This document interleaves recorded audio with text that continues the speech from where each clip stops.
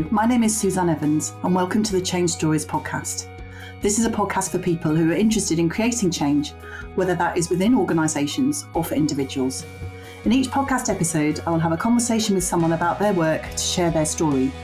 Each story and conversation will provide you with ideas and inspiration for your own organisation or for you personally. To find out more about each episode, including further reading, and to share your change stories, go to www.changestories.co.uk. Hello and welcome to the Change Stories podcast. I've got a very special episode today. In a slight change from normal practice, I have three guests joining me and we're going to be talking about Agile. So I'm very excited to learn from all of their collective wisdom. So ladies, I'm going to ask each of you to introduce yourself in turn so that listeners can figure out who's who. So Tracey, can you introduce yourself, please? Yeah, hi, I'm Tracey Holland and I run a business called Reforge Change. I've worked in the change space for over 30 years and have seen the oncoming of Agile. I've worked with it in the wild, from fast-paced software houses to airlines to universities and lots of other different organisations. So my passion is making sure that the Agile serves the business and not the other way around. I don't see myself as like a guru, but I do think that I'm someone who can flex and adapt and really help teams get the best out of whatever methodology or whatever change practice that they want to introduce and will be the best fit for their business. Amazing. Thank you, Tracey. And you're definitely a guru in my eyes. So so that's really good. Thank you for joining us. Jenni, over to you. Thank you. I'm Jenni Thynne. I am self-employed change management consultant at the moment, or advisor. And I do have, similarly to Tracey, decades of experience in the change space, actually in quite a regulated environment usually, which has meant an interesting journey through Agile and what form of Agile is possible or realistic in a large organisation that's heavily regulated. Amazing. Thank you, Jenni. And Emily, last but not least, over to you. Thank you. So I'm Emily Morgan and I'm the M in Agile M. I run practical workshops for teams when they see a need for change and are looking for some practical tools. I have a real passion as a people professional, bringing together the world of Agile and the world of HR and seeing how you can mash them up. So yeah, I like to throw the rule book out the window so that teams can be really effective, can change, can actually get on top of what they want to deliver. And I think Agile is a great way to be able to do that. And HR is in a really good position to have some of the skills that can then take on that framework and that methodology. Thank you, Emily. I'm so excited to talk to the three of you, as I said, because I think you've all got that expertise, but it's all from slightly different areas. So I think we can have a really good conversation. So let's start with the basics then. Like me, I'm sure a lot of people listening to this podcast, especially if they work in a project management or change space, will have heard the term Agile being bandied about, or they'll have seen it on LinkedIn or in the media. So let's go right back to basics and talk about what actually is it and what does it mean? And Emily, I'm going to throw that question to you first. What is it? What is Agile? What is it? So I always like to talk about it as we've got Agile with the little a and we've got Agile with the capital A.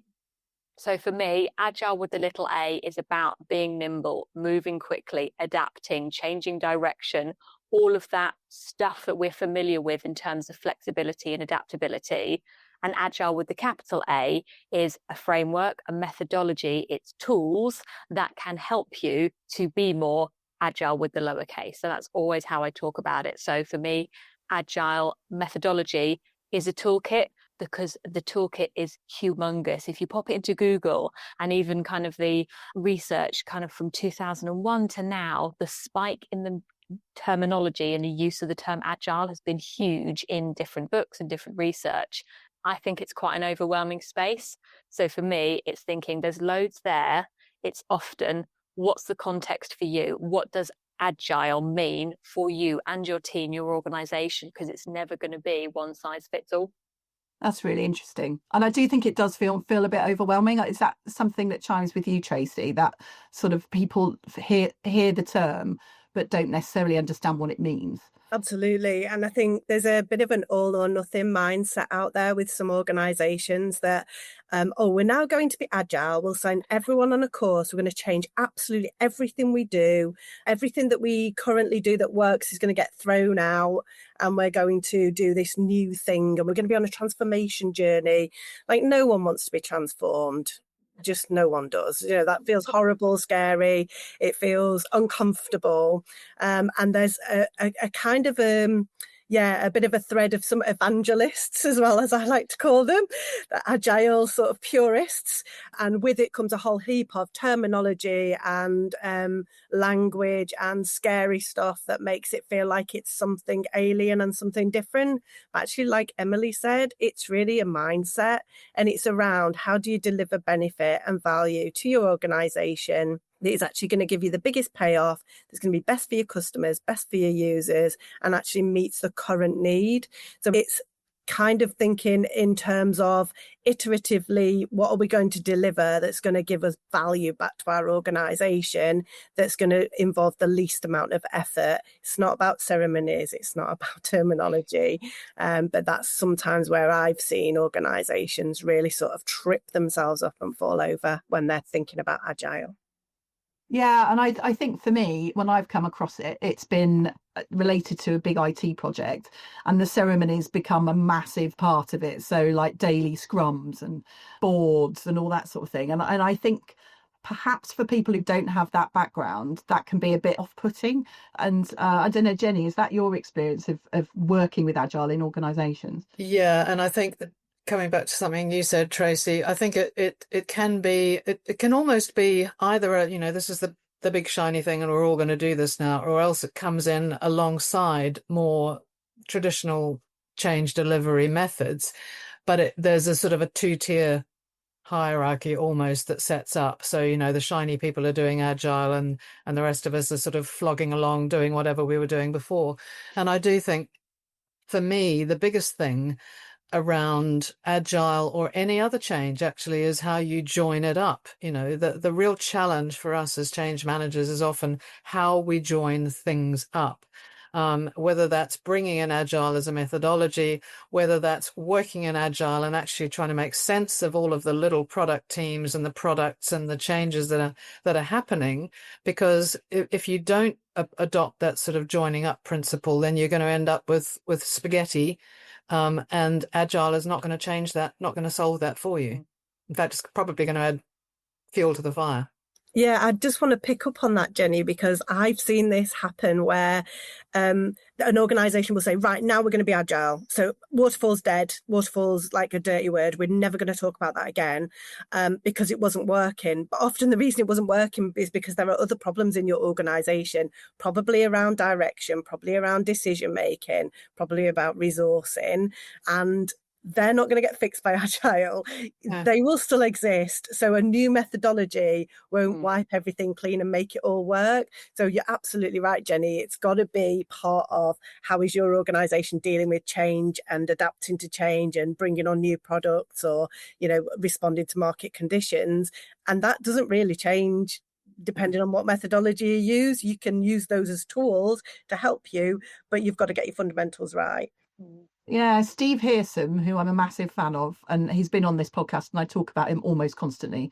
His book, No Silver Bullet, is exactly that. So it's that attraction of leadership in organisations to do the shiny thing, that they think this time, this is going to be the thing that fixes all the problems that we have in the organisation. But it doesn't, because they don't actually know what the problem is. Yeah. It's like when you're contacted as a consultant and say, oh, can you come in and run a team day? And actually you say, well, yeah, but what's the problem? Why do you want me to do a team day? Oh, everyone just needs to get on better. And then you actually dig down into the detail and it's like there's some horrendous problem that no one's talking about. And I feel like this might be the same. Yes, and I think that the newest version of that obviously is AI. Everybody's thinking, oh my God, we need to bring in AI. Okay, what problem are you trying to solve? Because some problems will be solvable by AI, some won't be. So yeah, it's exactly the same thing. So it's that, I think it's hard sometimes to kind of lift the rug and look underneath, but actually that's the hard work that makes it worthwhile. And then Agile might be the solution to the problem, but it might not be. Something else might be. Exactly. Outcomes is a key. It's one of the terminology pieces, I guess. And what I saw in the organization I worked for longest was that a focus not so much on Agile, because that could be a tool that got you there, but the focus on business outcomes. We believe that, and it was a better value, sooner, safer, happier route, if you like, that we took.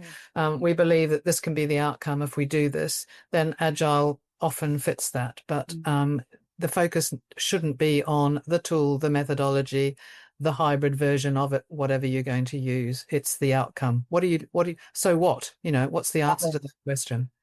Yes, one of my clients often has said to me when I've been working with him, that's interesting, so what? That's like his response to everything you present, and it really does make you think. It's a really good principle. I do it to myself, when I've written something. So what? What does that tell anybody? It's important. It is. I think one of the things that Agile is brilliant at, though, is, and something I've seen experience working in public sector organisations particularly, I'm not picking them out, but is this sunken cost fallacy that you often get with large scale projects and initiatives of, well, we've invested X, so we might as well carry on and deliver, a cost of another £2 million because we've already spent £3 million and we've derived no benefits. So I think an Agile way of chunking work up in working out what's going to deliver benefit with the least amount of effort, the minimum or no work or minimum work to give the most amount of bang for your buck, is an absolute golden nugget for some organisations. And I'm working with a higher education institute at the moment, and they are introducing a system, and they are trying to, when I got there, they were trying to make it solve every problem around their HR processes.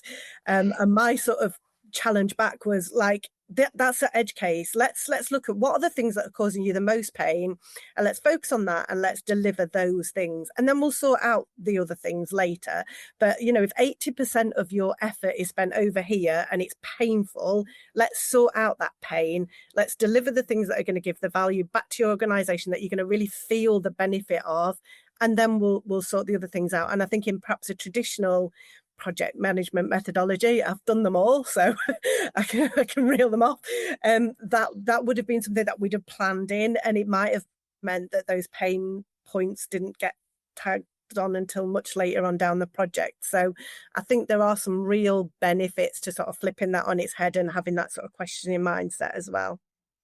I think you're right, and you've used the word mindset, all of you, in your kind of discussion of the basics of Agile, and that it's that step away from the thing, the tool, to actually that mindset. So in practice, Emily, if you were supporting an organisation to create that mindset in their teams, what does that look like? How can someone have an Agile mindset day to day?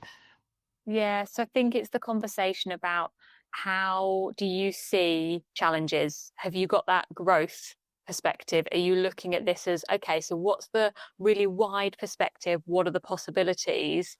Or is your preference or your previous experiencing influencing you into this very narrow focus that it's the way it's always been? We did that before and it didn't work out. What are you looking for in that language? And then for me, it's thinking that Agile is also about values and principles.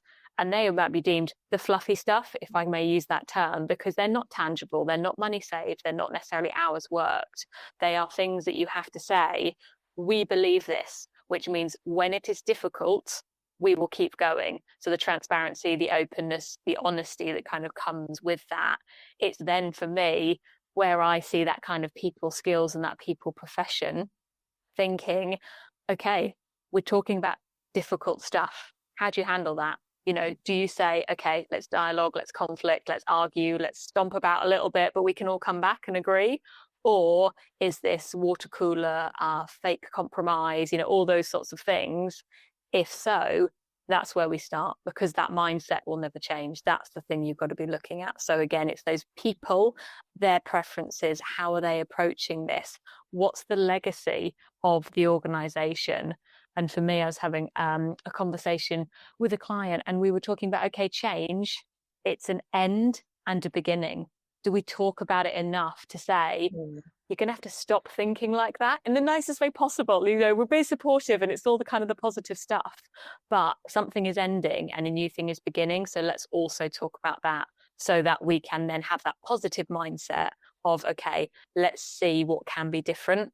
So for me, it's never one thing, that mindset. You have to really think about, okay, the people involved with this and who are going to be doing Agile or using Agile, actually, how are they going to approach individually this change, this different way of working?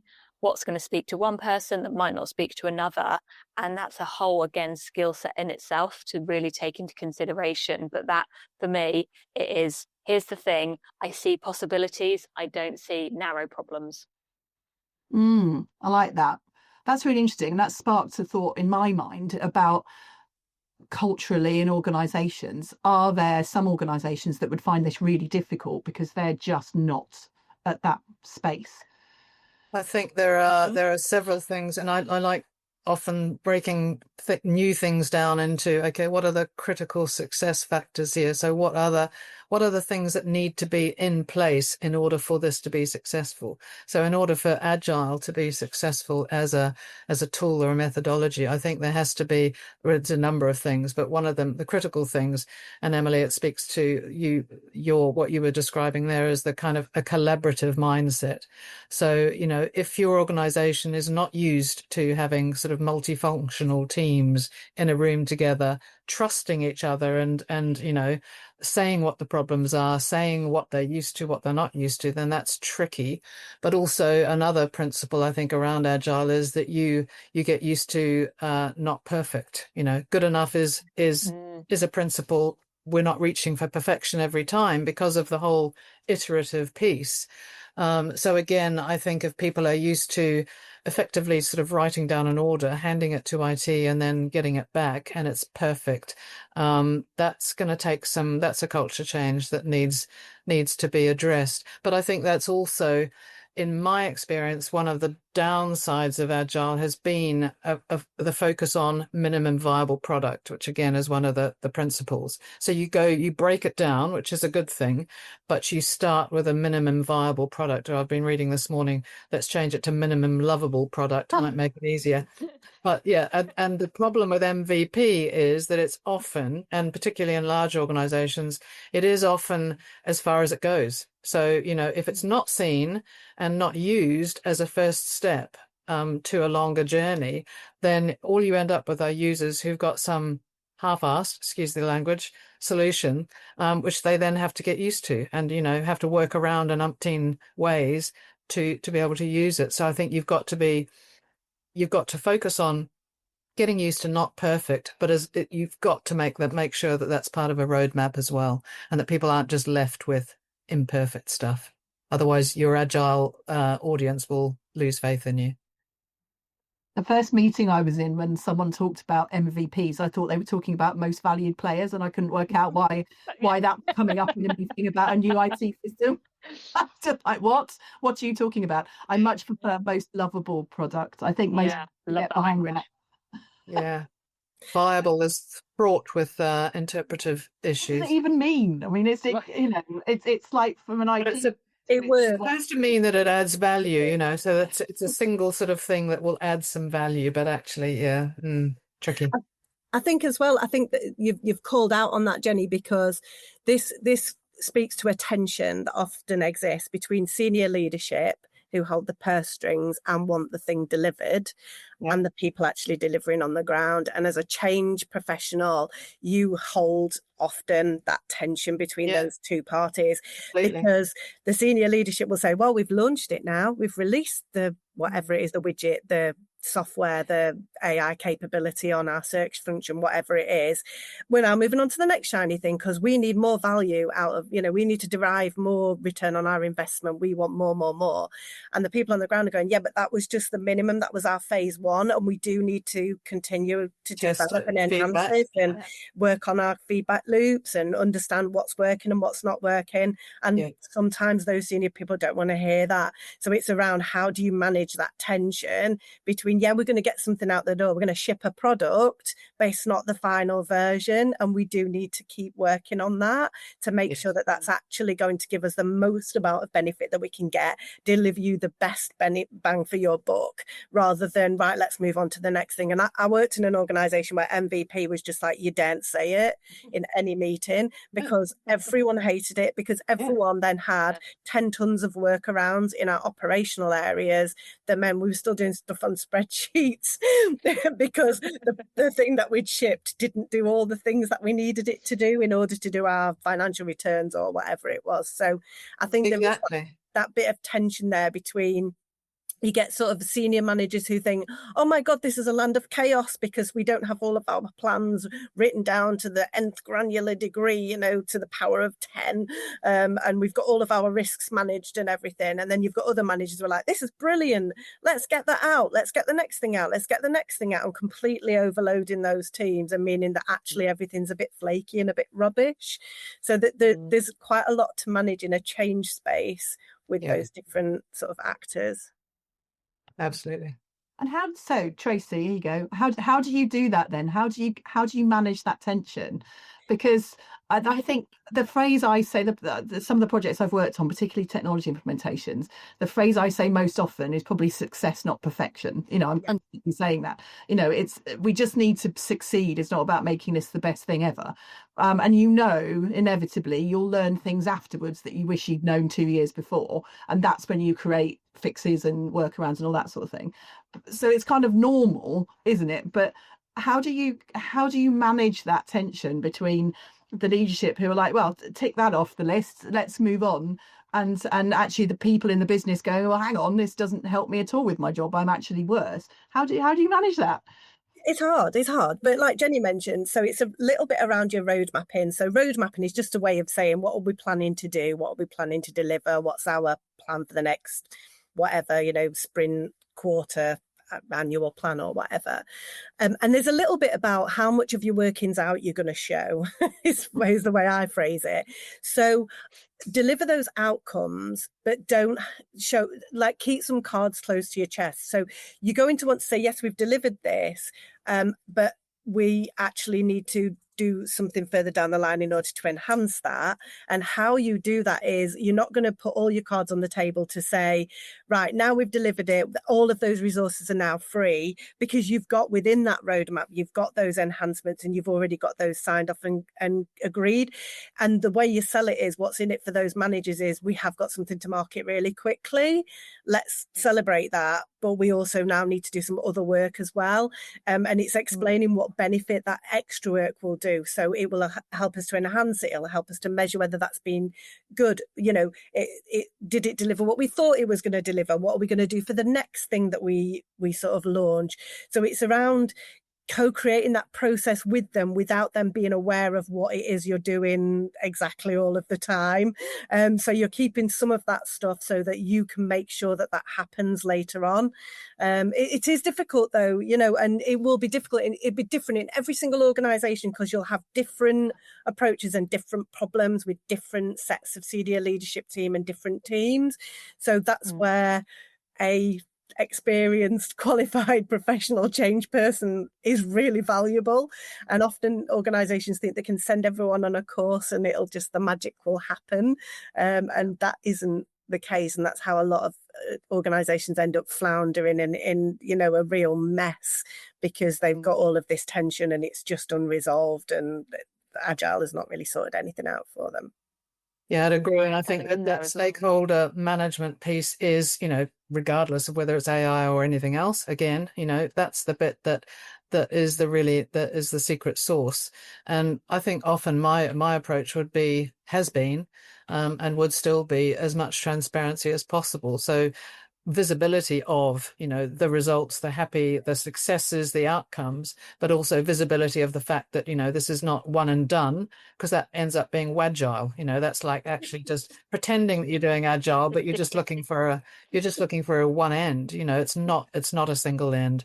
And I think getting people at higher levels as well as people at lower levels used to the sort of flow is important. And the fact that you can give them power, to change the direction slightly or tweak it or whatever, is a positive story as well. So I think there are lots of positive ways you can get engagement at either level.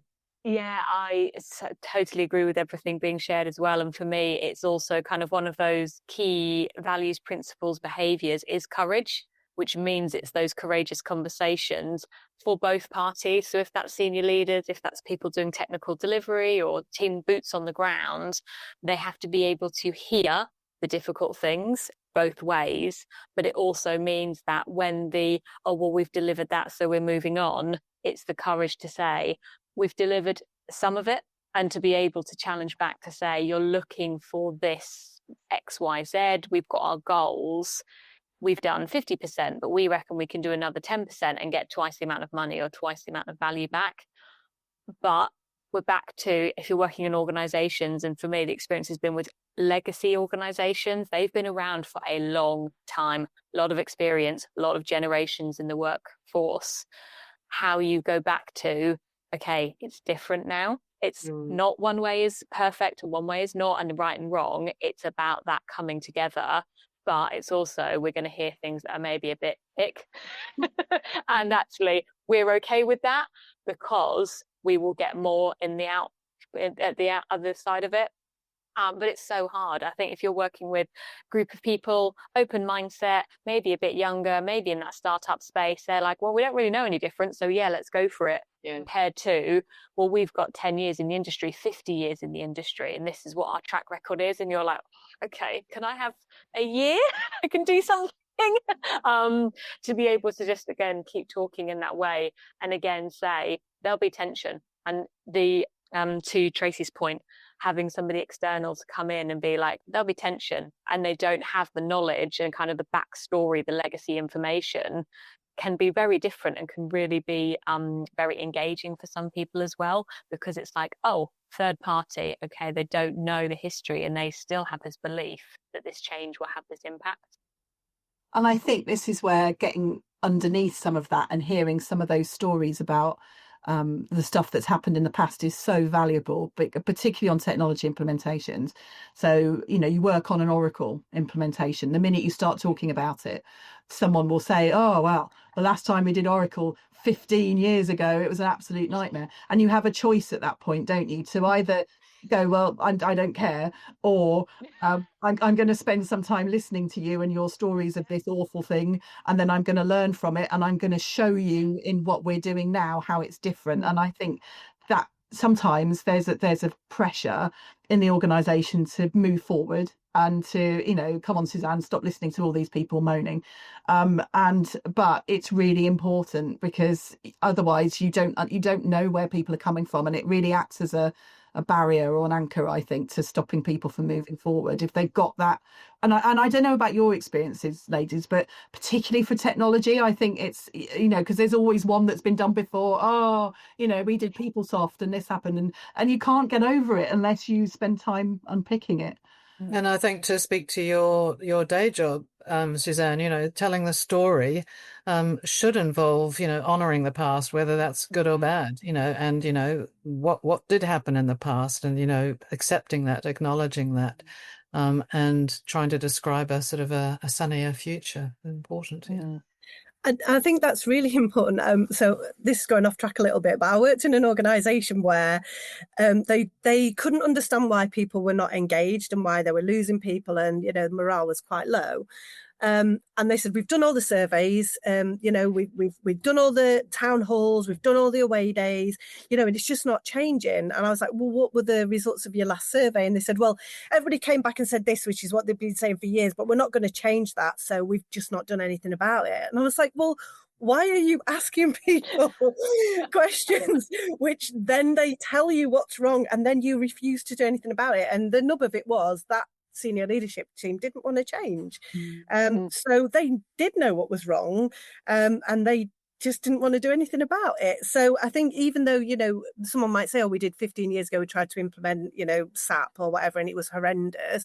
They're really valuable conversations, because it will tell you the things that are really upsetting people. And if you can solve any of those pain points, or just address them, or even create your process so that it doesn't cause more of those pains, and you spell that out, you can get loads of buy-in from people who can feel quite disaffected by constant change and, change that's been handled really badly. Empathetic leadership, start with listening and really listen to it. And I think often the key to a sort of a future success is involving those people. You can make the best activist out of somebody who's had a really bad experience in the past, because they will make damn sure that doesn't happen again. So I think that collaborative, it requires again that collaborative kind of culture, rather than the sort of hierarchical, we're going to do this, we'll flick the switch on to the next thing, don't really care. And every survey is a tick box exercise. Once we've done it, woo, that's done engagement for the year. Let's move on. Oh, you didn't realise engagement, it's done or not done. There's no middle ground. No. It's just, you just do that once a year and then that's it. You never have to do it again. I worked on a project a while ago, and I was out doing my usual kind of talking to people and, hearing what people were saying. And this one project kept being mentioned, Project Pearl, and everyone kept mentioning it. And I was like, what was this? Because it clearly was like a very damaging thing. So I went back to the person I was working for, who was one of the senior HR people, and I said, what was Project Pearl? Susanne, you must never ask anyone about that. And I was like, why? Traumatized. They keep telling me about it, and I feel like it's a scab that needs to come off. No, please don't ask anyone, And I said, well, can I just get a couple of people in a room, just people who were close to the project, and ask them what was Project Pearl? Well, fine, but don't tell me, I didn't warn you. And actually, it was this awful change program that had happened decades before, but it had really been damaging. And I thought, well, why is no one asking these questions? But it was almost like, you don't touch it, Susanne. We mustn't look at it. And actually, just speaking to the people, exactly as you were saying, it helps you demonstrate we're not doing it this time. We've learned from that, and we're going to do things differently. And it made a massive impact. Yeah. Amazing example of a power of a story. Something happened decades ago and it was coming up, and the emotion that you're kind of delivering in that story, and that's, you're just like, and you think stories don't have impact. So that's a great... I know. Also, what's even better, some of the other stories I've come across, is when the person telling the story wasn't even there, but they've heard about it from other people. That's the old monkeys and the bananas. Yes. Supposed, I don't know if it's real, but the sort of story goes that monkeys were given bananas, and every time they went for the banana, they got water poured on them, and then the original monkeys were all removed from the cage, but the new monkeys that came in, any of them that tried to get the bananas were immediately attacked by everybody else, because they were like, no, we don't go for the bananas here because bad things happen, even though none of those monkeys in that cage were any of the original monkeys. But that kind of like institutional memory of, we don't do that here because bad things will happen, and it just gets passed on. And the way we do stuff around here is really hard to uncover and really hard to get to the bottom of. But if people keep mentioning it, it's obviously still alive to them, whether it was decades ago. I wouldn't be doing my job properly if I ignored it. I mean, but I see it a lot. That's happened loads to me when I've been in a room full of people and they're talking away about some awful thing that happened. And so I'll say, well, when did this happen? Oh, 10 years ago. And what was your experience of it? Oh, I wasn't here. And so were any of you in this room here when this thing happened? No, but we heard about it from people who were. Oh, okay. And if you never talk about these things or address these things, they never go away. So you have to surface them, you have to get them out. And I think part of this honesty and challenge that's coming out of this conversation about Agile is that it's let's dig below and understand some of this stuff that's dragging us down. Yes, because the people will, are partly reflecting all of that. So until you move their mindsets or their beliefs or their trust to something that can be different, then, you're just going to be dealing with it again, aren't you? Again and again. And I think one of the great things about Agile, I'm not an evangelist, but one of the good things about Agile is it really encourages you. It's one of the principles, isn't it, around constant learning, when you're doing your review of how things have been going, they call it retrospective, but it's just basically a look back. You don't just focus on what you delivered, you focused on how you did it as well. So how did this work? Did we have the right setup? Were we collaborative enough? Are there things we could do differently next time? Not just, yeah, we got the widget out, but how did we work together as a team, and are there learnings for us?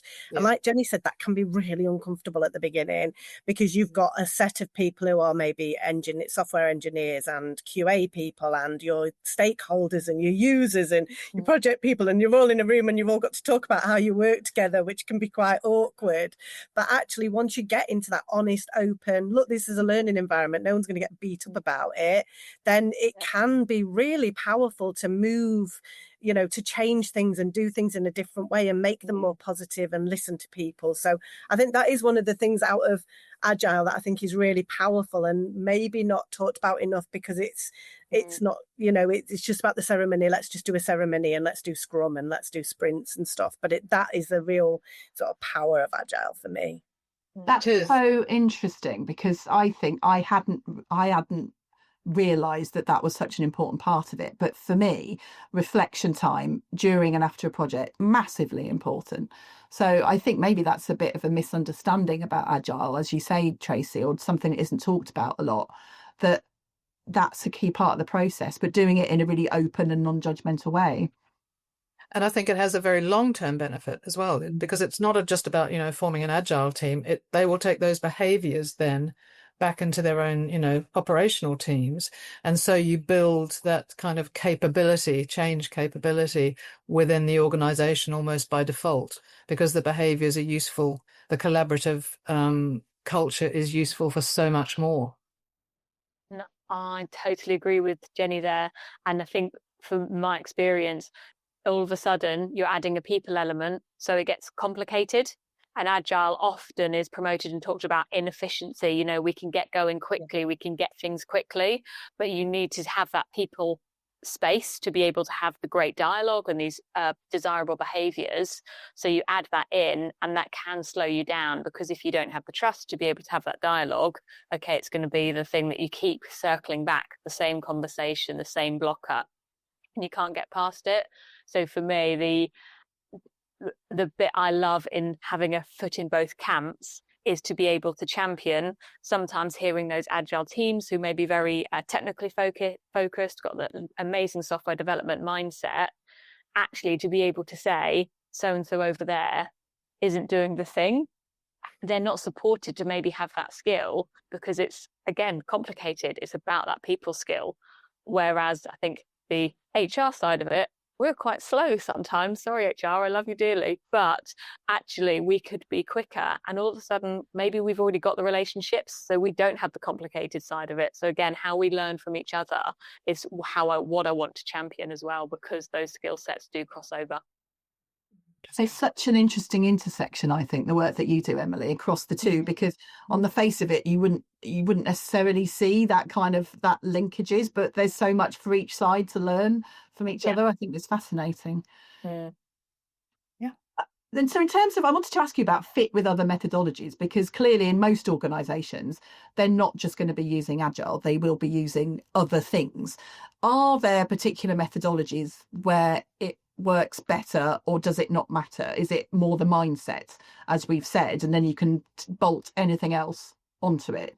Tracey, what's your view? Sorry, it's a horrible question. It's a difficult question, but I'm a bit of a pick and mix. So there are elements so for example, I worked on a project where we were introducing a new general ledger system for the entire organisation, and that had a hard stop, because you have to introduce that at the beginning of a financial year.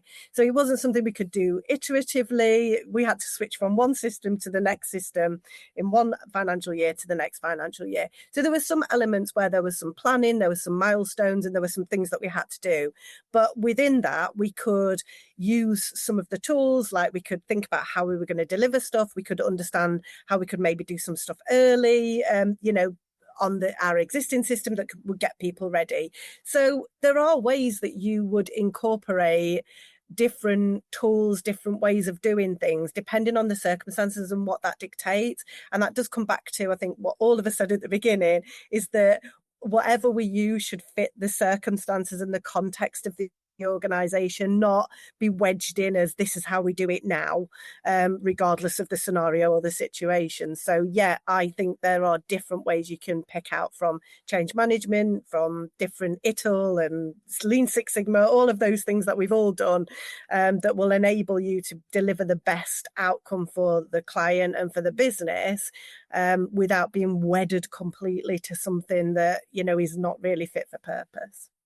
Completely agree. And Agile is just one of, lean's another good one, you know, how you're going to improve what you do. For me, the choices are around, and the kind of questions that I would ask around how do we do this then are certainly the organization's appetite for risk, because actually if they are just not happy with taking too much risk, then you are, making yourself much more traditional in terms of knowing exactly what's going to go in, testing the hell out of it before it goes live, etc.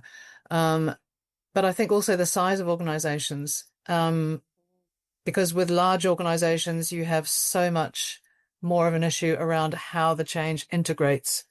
So working in an agile way and delivering stuff quickly and often will often cause a bit of chaos in the back end systems. And you may not, and I've had this experience, you may not even be allowed to make those changes. So in a way it kind of suits GUI level, webby sort of stuff much more than like legacy systems, the core systems that a company uses. So it's about the size of the organization, the appetite for risk, how complex their systems are, and how they talk to each other. I'm definitely the kind of a mindset champion. So for me, it does start with that mindset, and it might be that you offer. So some things I really like are some of the ways a product owner is in, kind of in the Scrum world, from in kind of the Scrum toolkit. And I like some of that language because it helps for HR professionals to see a slightly different role of owning a product, of seeing their policies, their processes, their procedures, their learning management system as a product, and it changes some of that dialogue. But they might not take on a product owner role. It just enables that conversation to say, oh, let me think differently about this. And then they might say, actually, I'm going to use a Kanban board because we're a bunch of visual learners and that would be really useful for us. I think one of the biggest hurdles when you are time poor and time pressured, where do you go to get this information?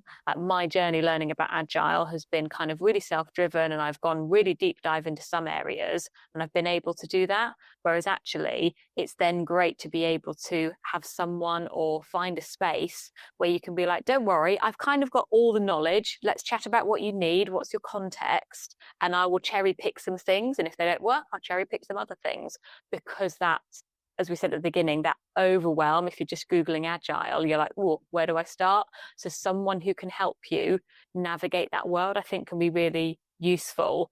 And it helps then, but you have to have that great mindset of, okay, I'm open to, we tried this, really didn't work. That's okay. We'll try something else, rather than kind of putting your eggs all in one basket with a particular methodology as well. I think that's a really interesting point, Emily, and I suspect a lot of listeners will have had that experience of like, oh, I've heard this word agile, I'll Google it, and then being like, oh, it's so much stuff. I'm just wondering if you have any, and I'll ask each of you this question, but Emily, you start. If there's, where would you send someone if they were wanting to find out more for the first time? Are there any really cool resources? If you're a people professional, me, no. Well, obviously you guys, we'll do that at the end where people can contact you. So it's I actually found a local Agile meetup was my best place to go, because it was quite a different space for me, because it was very software development. So people who kind of have the real in-depth knowledge of the methodology, I think it kind of helps that I was curious, and they were really welcoming. But I joined some of them and I said, I'm kind of here out of curiosity and I know some of this stuff, but I'm a people professional, and they really just helped me along. And just that human element of it. So I did some reading in like Kata and things like that, and I enjoy my reading. But for me, a local meetup group whose focus is Agile, they've got experiences to share. But if you like the dialogue, it's really nice to talk about it rather than just read it on a page. So for me, what's happening locally to do with Agile or to do with Scrum, it's a little doorway in without having to kind of have that overwhelm in my experience. Thank you. That's really helpful. And I know a lot of listeners will appreciate that. Jenni, any kind of top tips for you? I think, as Emily said, the face-to-face thing, if you can find people and, use LinkedIn, use any networks that you have to get alongside somebody and have that people focus. But ChatGPT is a good start, frankly. What are the Agile principles? Imagine I'm in a small company doing blah, blah. How is that going to help me? It gets you started as our AI interns want to do. It's not going to be the end result, but it gives you a little bit more of a less scary intro to it. But then, yes, make it more personal by being able to have that chat with somebody real. Yeah. Nice. And obviously this conversation will be really helpful for people because it's that kind of primer, isn't it, of the sort of the for me who doesn't know anything, is I found it very useful. So thank you. Tracey, any additions to that from you? I think, echo what both Jenni and Emily have said. I use YouTube all the time. So everything on YouTube, which doesn't exist, I've fixed my sockets and everything using YouTube. So, and the house wasn't blown up. So fingers crossed. Anything like TED Talks or anything like that. I'm a big sort of like I like to watch. I'm not a big reader, so I like to watch things and listen to things and see it in action. And then just to echo Emily, if you can find a community of practice or something like that, or if you're in a larger organisation like in the public sector or in one of the big organisations, setting up a community of practice, which is we're all trying to do Agile, let's get together and sort of like solve our problems together. That can be really, really useful and really helpful, particularly if your organisation's sort of on the start of its journey, because you're getting more input. It's Agile in itself to co-create it. So those kinds of things are really useful as well. Brilliant. Thank you. So we've come to the end. I can't believe it. We're running out of time. It's been a fantastic conversation. Thank you to each of you. If people want to find out more about you and the work that you do, where should they look? Tracey, I'll start with you. Find me on LinkedIn under my name. I post lots and lots, post every work day, and I do articles and I often do webinars and things like this. So find me on LinkedIn. That's the best way to find me, and I check it all the time. So just reach out if you want to have a chat. Thank you. I like your post very much. So thank you. Jenni? Yes, snap. LinkedIn is my only social medium, so I'm there. Lovely. Thank you. Emily, are you going to say the same? Also LinkedIn? Yes, but also, or Susanne, I'm agilem.co.uk, so agile, the letter m.co.uk, and you'll find me there as well. Lovely. Thank you. Well, thank you so much for coming on the podcast today. I have learned a huge amount from our conversation. I found the people aspects of it really interesting. I think maybe I'd underestimated Agile, so that's learning for me. I shall go off and find out more. So thank you very much indeed. Such a pleasure. Nice to see you, ladies. Nice to see you all. Thank you so much for listening to this episode of the Change Stories podcast. I love this conversation and I hope you did too. Thanks as ever to my wonderful guests and to Pete Morgan at Monkey Pants Productions for making the podcast sound amazing.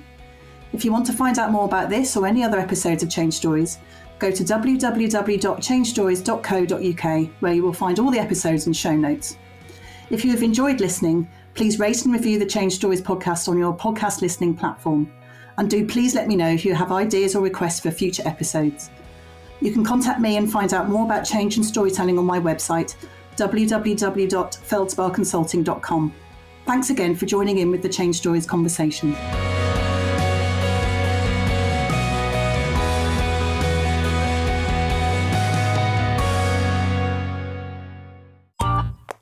This has been a Monkey Pants Productions podcast.